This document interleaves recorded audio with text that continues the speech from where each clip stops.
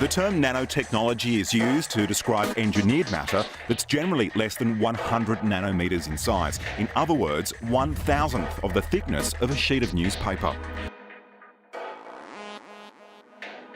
You can write with a pencil because graphite is a layered material, and as you write, you're leaving traces of these layers on your piece of paper. About a decade ago, scientists realized that this layer of graphite left behind, dubbed graphene, had special properties. So graphene is really just one sheet of this graphite material, a one-atom thick sheet.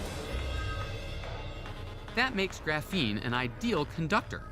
At only one atom thick, there's nothing to restrict free electrons, which flow across the surface of the material like water across flat ice. For the past 3 years, I've been working at the Conn Center for Renewable Energy Research at the University of Louisville.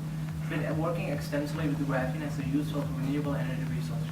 Graphene is a one-atom thick, six-carbon arrangement that has a 3 sp2 hybridons that can connect together to create a local electron flow. So what makes it, how can you use it as a renewable energy resource? Well, another form of graphene exists. It's called graphene. It's a hydrogenized form of graphene which exists with the sp3 hybridons.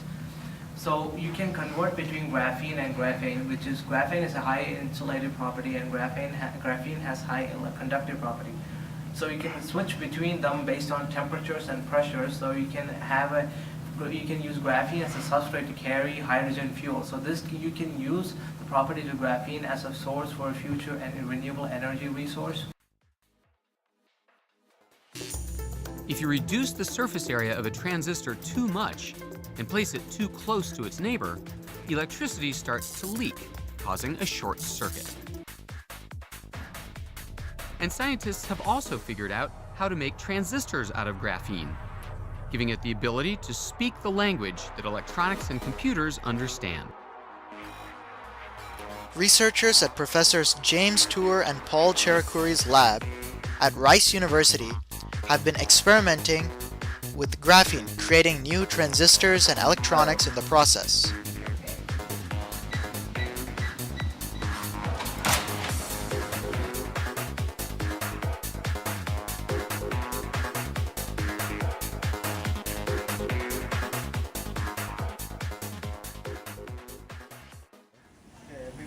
So what I'm going to show today is a device we invented just recently.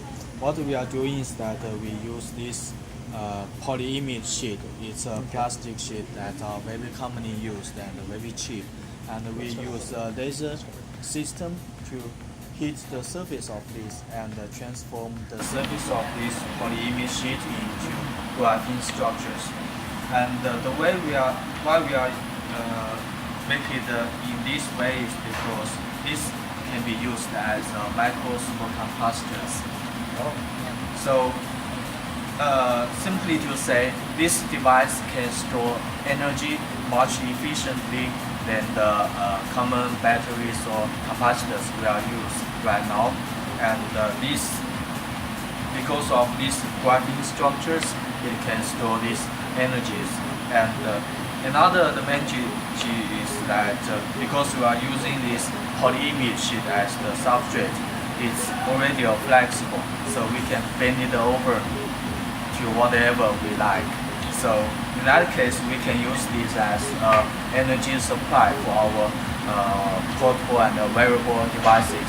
So it's like in the future, your cell phones will be able to wear on your wrist. And also, another thing is that we use these same structures, but we can stack them into these stackable devices. The advantage of that is we can put multiple devices into these single devices, and so in that case, the energy storage or the working voltage can multiply, depends on how many devices we can put.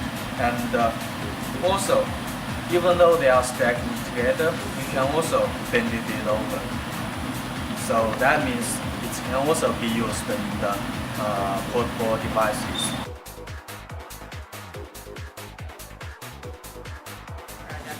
and includes looking at gold nanoparticles and how those interact with the bloodstream.